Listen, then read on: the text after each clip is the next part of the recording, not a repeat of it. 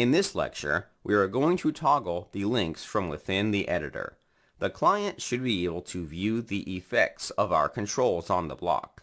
At the moment, the block will continue to render the login link. Changing the settings does not affect the template. This behavior may confuse clients. We should dynamically add or remove these links from the template. Tackling this problem is nothing new to us. Therefore, I want you to tackle this problem as an exercise. The login link should be hidden if the dropdown is set to no. The same goes for the checkbox. As a hint, you can use ternary operators to help you toggle the elements in the block. Pause the video and give it a try. Good luck! Welcome back. Hopefully, you are able to implement a solution for toggling the links in the block. If not, that's fine. Let's go through the solution together. In your editor, open the index.js file. We are going to modify the template. You can find the login link by searching for an anchor element with a class called signInLink. Before this element, let's add an expression. The expression will be the following: show auth ? We are using the showAuth attribute to check if we should display the login link. Let's move the anchor element after ? character. Next, let's add a null value after the : character. This exercise may have been tricky for some of you. We haven't discussed what you should do if you don't have a template to display. In these cases, you can add a null value. By adding null, WordPress will not render anything, which is what we want. However, there's another solution you could have tried. In the wild, you may see a different solution for conditionally rendering a template. Adding a null value can feel like extra work. We're adding an additional line of code to tell React not to render anything. It would be nice if we could omit this line of code. Luckily, there's a different solution for this scenario. Let's remove the null value and : character.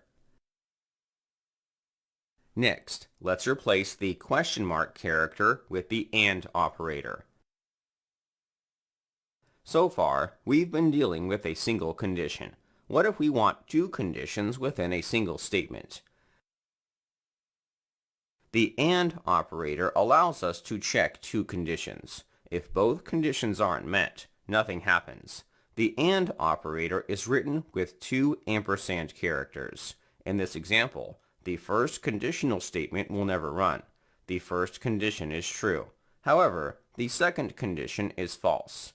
Therefore, JavaScript will not execute the block of code. In the second example, both conditions evaluate to true. As a result, the block of code will run. That's great, but how does this apply to our code? We're using a hack. Technically, we're not supposed to use JavaScript in this manner. The AND operator can be used outside of a conditional statement. It can be used in an expression. JavaScript will run the expression from left to right.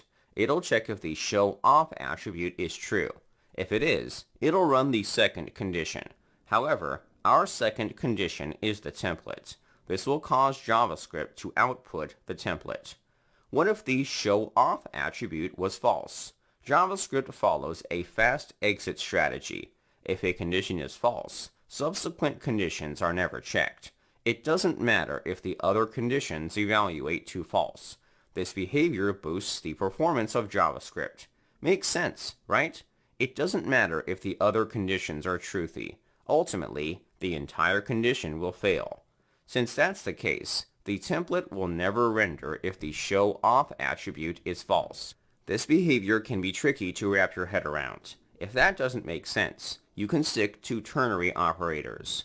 We're finished with the header tools block. The links are now toggleable.